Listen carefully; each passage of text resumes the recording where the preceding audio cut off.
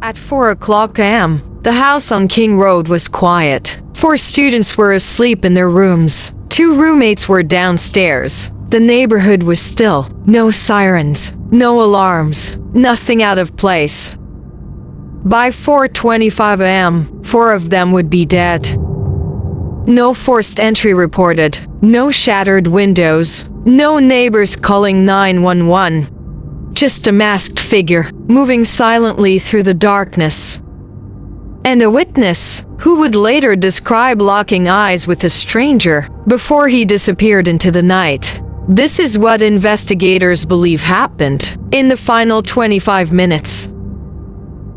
Moscow, Idaho is not a city known for violence. It's a small college town. Students walk home late. Doors are often left unlocked. People know their neighbors. The house on King Road was a typical off-campus rental. Friends came and went. Music played on weekends. Lights stayed on late. It didn't feel dangerous. That's what made what happened next so shocking.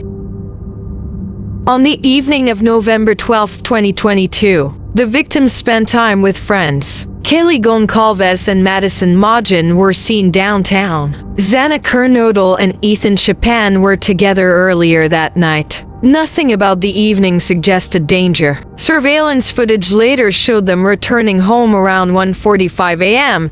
inside the house. The lights turned off one by one. Phones were plugged in. Doors were closed. By 2 o'clock a.m., everything appeared normal.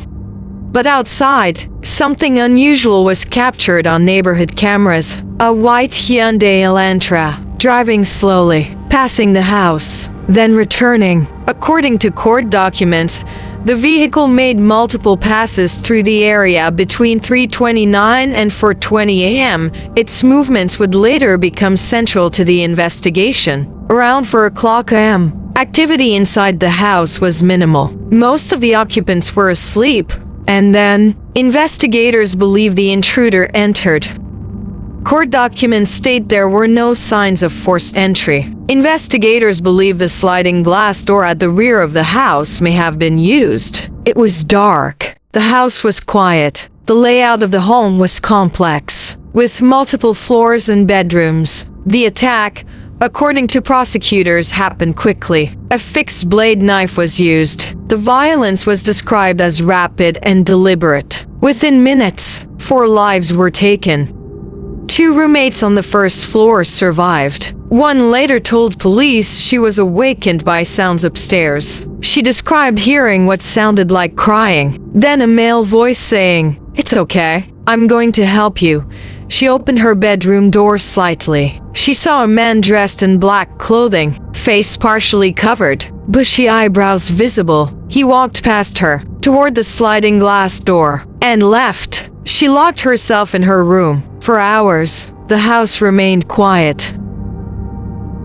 By late morning, friends arrived at the house. What they discovered would trigger a massive police response. The scene was secured. Forensic teams worked for days. The brutality of the crime shocked investigators. There was no immediate suspect, no public explanation. Fear spread across campus. Students left town. Parents demanded answers.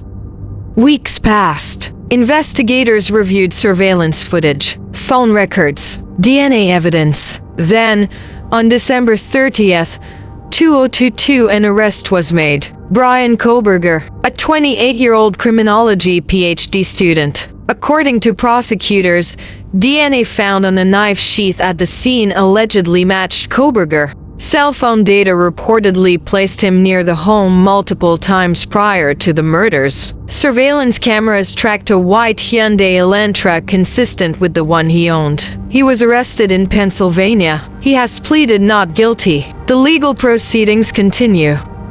Why that house? Why those victims? Was it targeted or random? Prosecutors argue the evidence shows planning. The defense is expected to challenge the strength of that evidence. Until a verdict is reached, the presumption of innocence remains. But for the families, and for the town of Moscow, life has never returned to normal. In less than 30 minutes, 4 young lives were lost. A community was shaken, and a quiet town became the center of a national tragedy.